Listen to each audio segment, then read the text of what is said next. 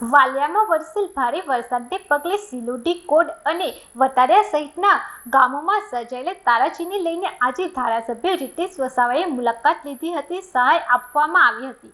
વાલિયા તાલુકામાં 4 જુલાઈના રોજ બપોરે ભારે વરસાદને પગલે સિલોડી, કોંઢ અને વતારિયા સહિતના ગામોમાં ભારે તારાજી સર્જાઈ હતી, જેને પગલે વહીવટી તંત્ર દ્વારા નુકસાની અંગેનો સર્વે કરવામાં આવ્યો હતો.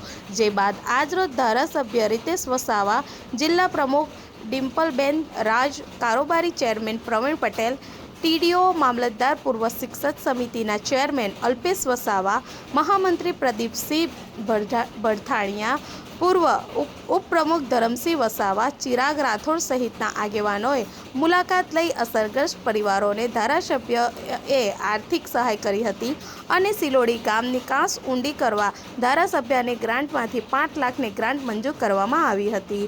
સાથે જ ધારાસભ્યને અન્ય મદદ કરવાની ખાતરી આપી હતી. વિડીયો જર્નાલિસ્ટ સંજય વસાવા સાથે સત્યા ટીવી ન્યૂઝ, વાલિયા. તારીખ 4 તારીખે વાલિયા તાલુકાની અંદર સિલોડી, કોંઢ ને વટારિયા ભારે વરસાદ પડવાથી જે નીચલા વિસ્તાર હતો, વિસ્તારના ઘરોની અંદર પાણી ભરાઈ ગયું હતું. આજે અમે જિલ્લા પંચાયતના પ્રમુખ બેન ડિમ્પલબેન, કારોબારી અધ્યક્ષશ્રી અને અમારા ભારતીય જનતા પાર્ટીના સંગઠનના હોદ્દેદારો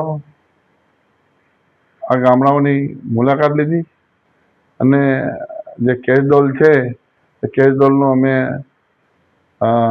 દરેકના એકાઉન્ટના ખાતાની અંદર જે કેશ ડોલ આવે છે કેશ ડોલનું અમે આપી છે. અને સિલોડી ગામની અંદર એની અંદર જે કાસ્ટ છે એ કાસ્ટની અંદર નાનો કાસ્ટ છે, એ કાસ્ટની અંદર વધારે પૂરતો વરસાદ આવવાથી એ ઘરોમાં પાણી ભરાઈ ગયું છે અને મેં મારી ગ્રાન્ટમાંથી એ કાસ્ટને એ કરવા માટે 5 લાખ રૂપિયા આપ્યા છે અને જે સરકારશ્રી તરફથી બીજી કોઈ અન્ય રાહત મળે તો અમે પ્રયત્ન કરીશું.